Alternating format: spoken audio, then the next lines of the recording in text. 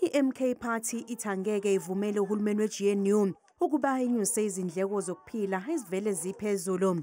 Iqembu lithi ukunyuswa kwentela kuzohlukumeza kakhulu abantu abantulayo nezisebenzi.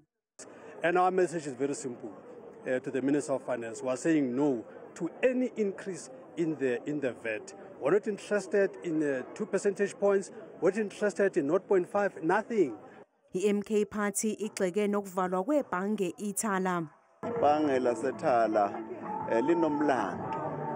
Abantu bakithi basemakhaya basebenzisa leli bhange iminyaka eminingi kabi. Futhi ke uma ngabe ungasenalo ibhange usemakhaya ngoba namabhange naseposini sekwavalwa.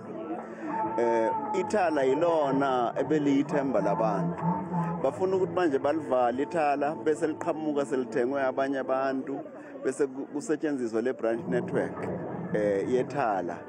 Leli qembu lithi lizosebenzisa zonke izindlela ukuvimba ukunyuswa kwentela, kanti uma ungqongqoshe uGodongwane eqhubeka nakho lizoqinisa imbhikisho ezweni lonke. Akucaci ukuthi kamaqembu akuhulumeni wobambiswano asefinyelele yini esivumelwaneni ngesiphakamiso sokwenyuswa kwentela ye-VAT ngo-2%.